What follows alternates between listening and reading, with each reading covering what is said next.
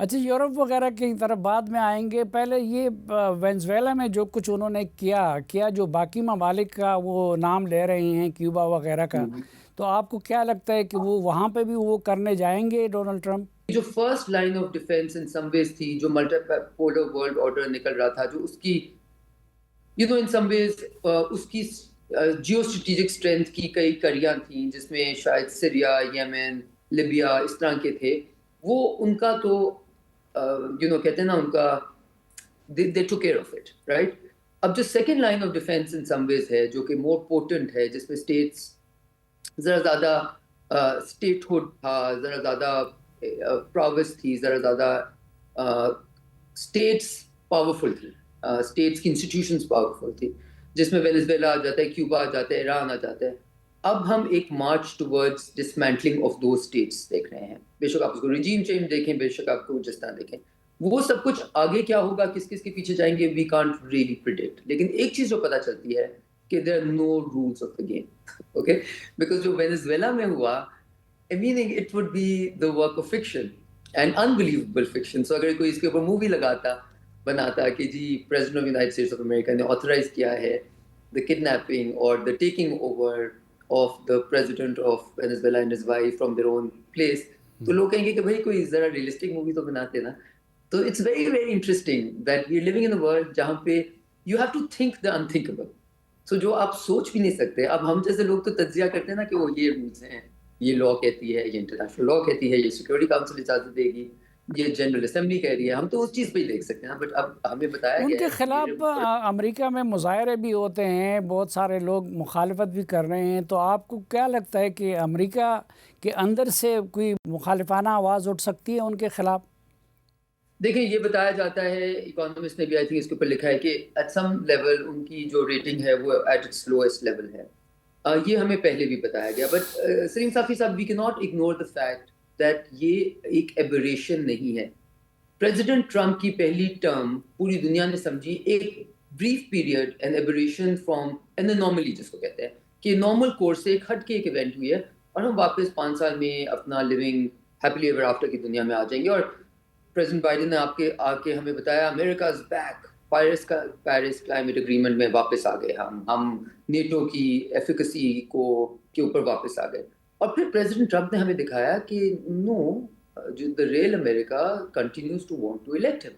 So جب تک ان کی electability رہتی ہے، جب تک وہ ان جو کہتے ہیں نا ان ایریاز میں یا ان کانسٹیٹوئنسیز میں جو فیل کرتی ہیں left out from America's great rise, جب تک وہ وہاں ریلیونس رہتی ہے، اور جب تک وہ جو مڈل امریکہ ہے اس کی آواز وہ بن کے نکلتے ہیں، ابھرتے ہیں، تو I think you have to take it. جب تک وہ پریزیڈنٹ ہیں، وہ پریزیڈنٹ ہیں. تو آگے کیا ہوگا اس کو ہم نہیں پریڈکٹ کرتے. بہت سارے لوگ جو نیو یارک کے میئر الیکٹ ہوئے ہیں، ان کو یہ سمجھ رہے تھے کہ یہ شو کرتا ہے کہ ریئیکشن ہو رہا ہے. دیکھیں، first of all new York کسی طرح بھی یونائٹڈ اسٹیٹس آف امریکہ کو ریپرزینٹ نہیں کرتا، because new York is a very cosmopolitan, very internationalise city. وہاں پہ ہر قسم کے ایتھنیسٹی، ہر قسم کے، وہاں پہ امیگریشن کا پرابلی سب سے زیادہ ایک وہ گھر ہے جہاں پہ ہر قسم کے امیگرینٹس رہتے ہیں، جہاں پہ بلیکس، براؤنس، پاپولیشن بہت زیادہ ہے. اور پھر ایکچولی اکانومسٹ نے ہی ایک بہت اچھا انالیسس کیا ایز ٹو کون سے لوگ تھے جنہوں نے ممدانی کو الیکٹ کرایا. اور اس میں یہ پتہ چلا کہ جو لوگ white typical Americans continue to vote for Cuomo, his opposition candidate from the Democratic Party. So it's very interesting what is happening in the US. اور یہ مطلب مجھے جہاں تک یہ لگتا ہے کہ یہ فار رائٹ ورسز لیفٹ ہے.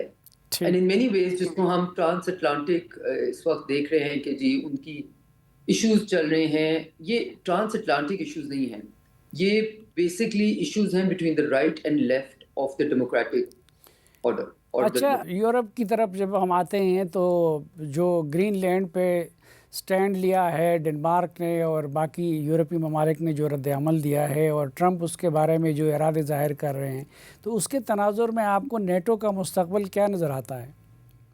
سو میں ابھی ایک بڑی انٹرسٹنگ کتاب ریڈ کر رہی تھی، ہینری کسنجر کی، I think it's called the world order اور سم تھنگ.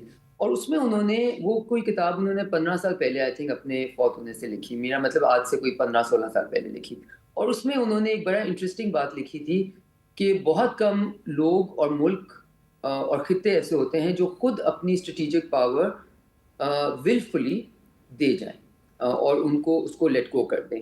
اور انہوں نے اس میں لکھا کہ یورپ کا جو ڈیسیجن ہے کہ وہ اپنی ملٹری ڈیفینس نہیں بناتا، وہ ان سم ویز یورپ نے اپنی اسٹریٹجک اسٹرینتھ کو خود ولفلی دے دیا ہے، بیکاز اس کے پاس یہ پاور نہیں ہے جو ہم کریڈیبلٹی کی پہلے بات کر رہے تھے کہ اگر وہ کوئی تھریٹ دیتا ہے، وہ کہتا ہے میں ہیومن رائٹس کے لیے لڑوں گا، یا میں وہ کہتا ہے کہ میں اگر آپ نے کسی کے اوپر غلط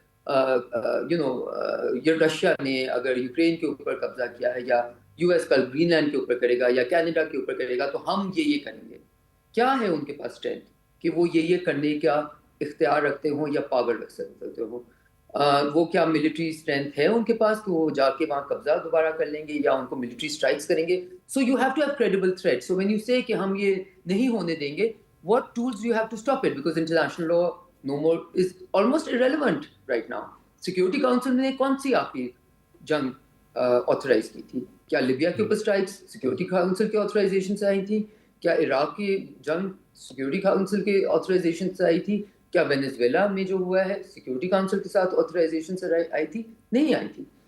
سو جو سینکشنز ہو رہی ہیں پوری دنیا میں، ایران میں جس قسم کی سینکشن سے، ایک نئی اسٹڈی آئی ہے جس نے کہا ہے کہ پتہ نہیں 8 it was an exorbitant number in hundreds of millions کتنے لوگ پوری دنیا میں یو ایس اور یورپین یونین کی سینکشنز کی وجہ سے مر گئے ہیں. ٹھیک ہے، تو یہ گول تو نہیں ہو سکتا نا سینکشنز کا. کیا ان میں سے کوئی بھی سینکشنز سیکیورٹی کاؤنسل کے آتھرائزیشن سے آئی تھی یا یو این کے آتھرائزیشن؟ Absolutely not. سو یہ ان سم ویز مینیفیسٹیشن ہے of people moving outside of law, of international law. President Trump کی term in some ways is manifestation of that, کیونکہ وہ ایک ایکسٹریم طرز پہ وہ اس کو چھپاتے نہیں ہیں جو ان کی ریئل انٹینشنز ہوتی ہیں، اس لیے سارے ریئیکٹ کریں. بٹ ان مینی ویز ہم نے تو یہ روڈ دنیا نے پہلے آج سے Iraq war onwards, I think we've been consistent on this pattern, trend, road, whatever you may want to call it. اچھا، یوکرین جنگ کے خاتمے کی جو توقع ڈونلڈ ٹرمپ سے کی جا رہی تھی، ابھی تک جو کچھ ہوا ہے اس کے تناظر میں آپ کو لگتا نہیں ہے کہ مزید ان سے توقع نہیں کی جا سکتی کہ وہ کوئی رول پلے کریں گے؟ I think if there's one thing President Trump has convinced all of us is that he can pull up anything anytime. Okay?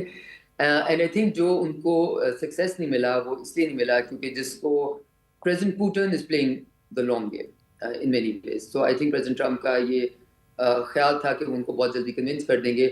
But President Putin in many ways وہ کوئی بھی ایسی چیز جو رشیا کے long term interest میں نہیں ہوگی، جس سے ان کا بے شک وہ ٹیریٹری کے اوپر ہو، بے شک وہ ایک پریسیڈنٹ سیٹ کرنے کے اوپر ہو، وہ ایسا کرنے کے نہیں نظر آ رہے موڈ میں ان سم ویز، رائٹ. اور اس کے ساتھ ساتھ یہ بھی ہے کہ بہت ساری یورپین کنٹریز بہت اٹیچڈ ہیں to the idea of an impossible objective for Ukraine itself, right? جو کہ ریالٹی میں شاید نہیں رہتا، جو کہ ریئلسٹک نہیں ہوگا. لیکن کیونکہ انہوں نے اپنے گولز اینڈ آبجیکٹیو اتنے ہائی کر دیے ہیں کہ وہ شاید they are more sort of attuned to focusing on that and not compromising. So اب اس وقت ہم اس حالت میں ہیں. کیا یہ حالت کل بدل سکتی ہے؟ میرے نظر میں یہ حالت کئی گھنٹوں میں بدل سکتی ہے. Because if President Putin and President Trump agree on some formula, some way to end this, I don't think there's anyone in the world other than China which would probably not want to participate in this in any way, as it doesn't like to participate any کسی بھی conflict میں کا حصہ نہیں بننا چاہتے. کوئی بھی ان کے رستے میں نہیں آ سکے گا. So it's really a matter of negotiation between these two gentlemen.